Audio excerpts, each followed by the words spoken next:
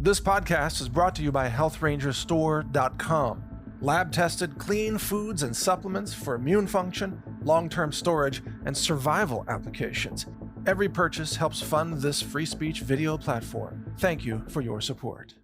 Have you checked the ingredients of the storable food that you're purchasing? That's the number one question. Today, I'm Mike Adams, a health ranger, a food scientist, and I am appalled at what I see across the storable foods industry with so many of these popular storable foods products that are just worse than prison food when it comes down to what they contain. We're talking about almost all GMOs, pesticides. We're talking about hydrolyzed proteins, autolyzed proteins, partially hydrogenated, genetically modified soybean oil and canola oil, corn syrup solids and corn derivatives from GMO corn, of course, such as maltodextrin and citric acid and so on. These are the base ingredients of most of the stored food products that I see selling really well across the industry. Easily tens of millions of dollars a month is what people are spending on this crap.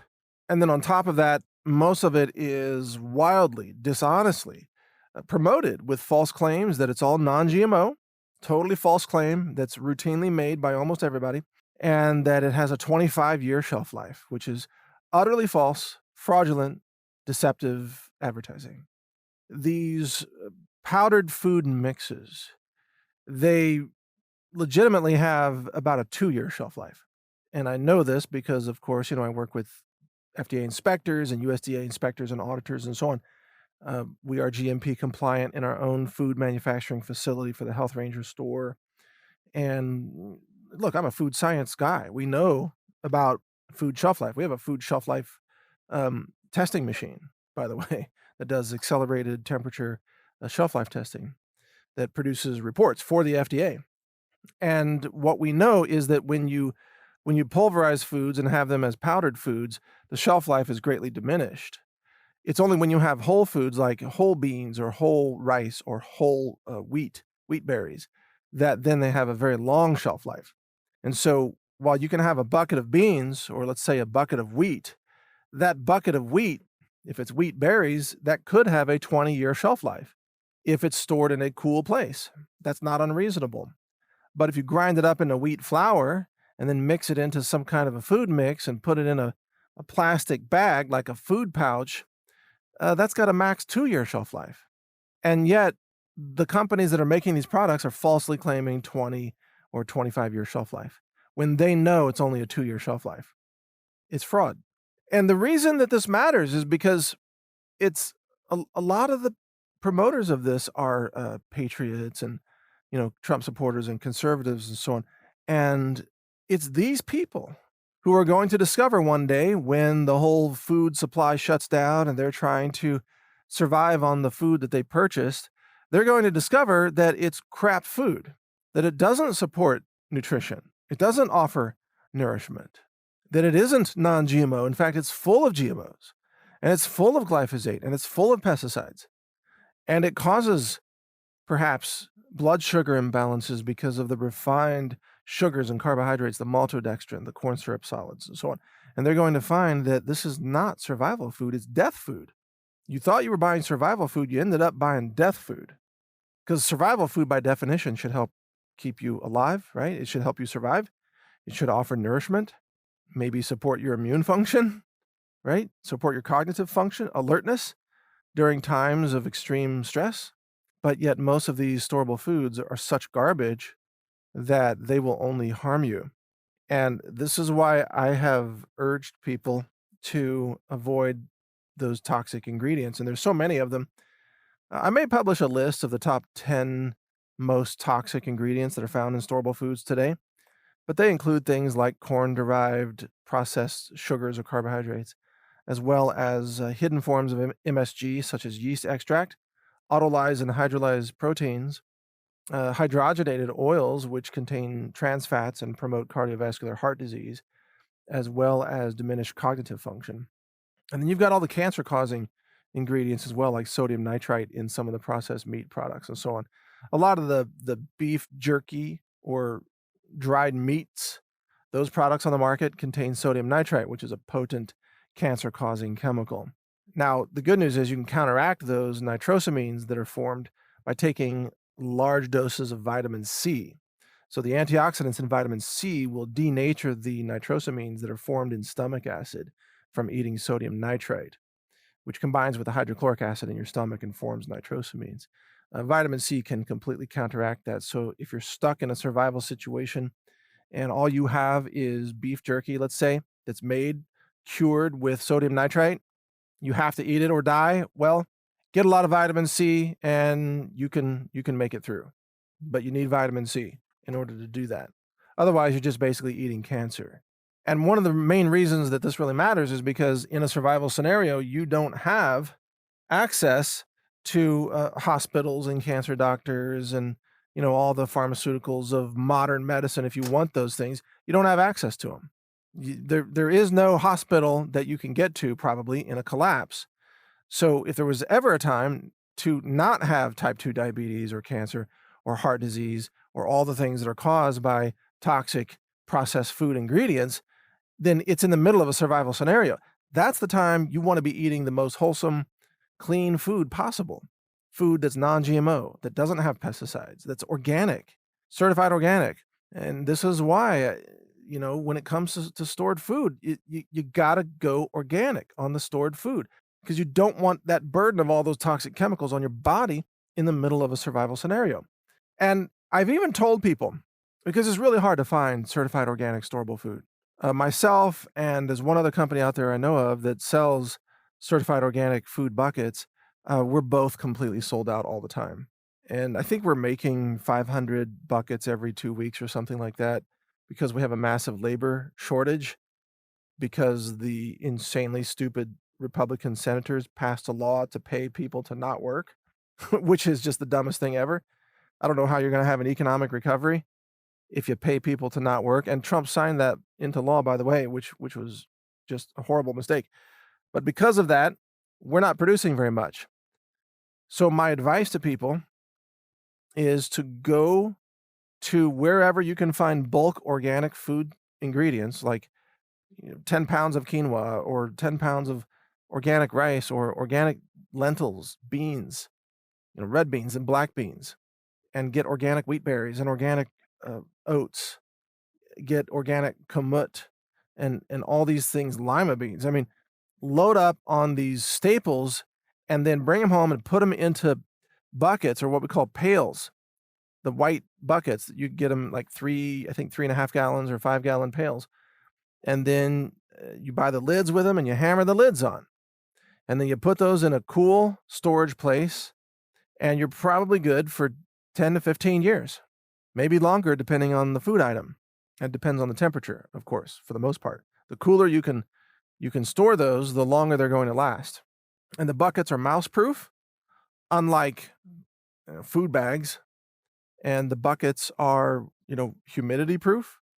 They're damage-proof, unlike number 10 cans, which get damaged pretty easily. And the buckets are rust-proof, also unlike number 10 cans, which sometimes they can rust if they're in a very high humid environment. So what you can do right now is go out and get those food buckets, and you can have food right now. And you can, in doing that, save yourself a fortune.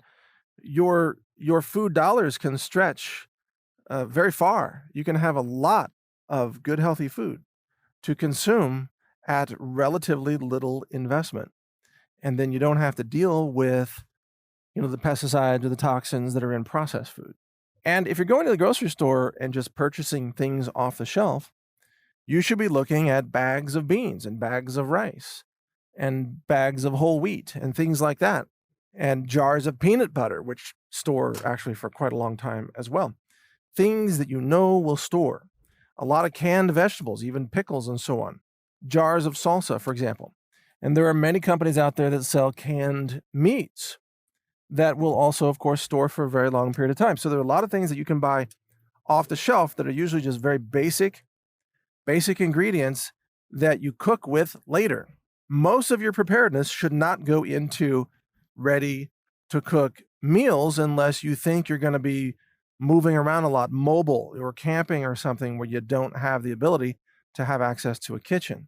And that's where those meals really shine. You just boil water, you add them to water, and then you cook them into meals. But for the bulk of your storable food, focus on the staple ingredients. Like I said, quinoa, beans, and rice, and so on, lentils. And that will get you through most of the shortages that are coming, and they'll give you a lot of calories for your dollars. So that's my advice right now. I want you to be prepared. I want you to be happy with the food that you are getting for preparedness. And I want you to be nourished and healthy when these things go down, the civil war that's coming. And if you want to see, we do offer Ranger buckets, as they're called, that are vacuum sealed, very heavy duty vacuum bags, sealed buckets of food staples, like I mentioned, the beans, the quinoa, the wheat, and so on, the lentils, some nuts as well, almonds from time to time, things like that. You can check that out at healthrangerstore.com, but just know that we're usually sold out. It's very rare to find it in stock. If you do see that it's in stock, that's honest. It's true. It's actually in stock. We tell our system how much stock we have, and then when it's sold, the system automatically changes the message to out of stock. So you'll probably see out of stock. But you can also sign up. There's an email alert there where you can be alerted via email when the item is back in stock. And a lot of people have signed up for that on our Ranger buckets, which is one reason why when we have them back in stock, they sell out very quickly, because everybody's getting the email alert that says, oh, it's back in stock, So they go to the store and they buy it, and then it's gone again. So often, if you sign up for an email alert and you actually get the email alert, then you want to take action on it immediately, because even if you wait an hour, it might be gone. That's just the nature of the world today, with the food shortages, the increased demand for storable food, the desperation of people who have come to realize that they're stuck in cities, that maybe they had a plan to move away and they never really took action on the plan, and now they're stuck, and they need food, and they need firearms. They're buying guns like crazy too in the cities. I saw a story the other day that people in New York City are buying ballistic vests at levels that have never been seen before. Ballistic vests. When New Yorkers are buying bulletproof vests, things are getting pretty crazy in New York. when your average New Yorker is like, I need a bulletproof vest, then it's getting bad. And it is. And because other people have just left the city. They're like, I'm out of here.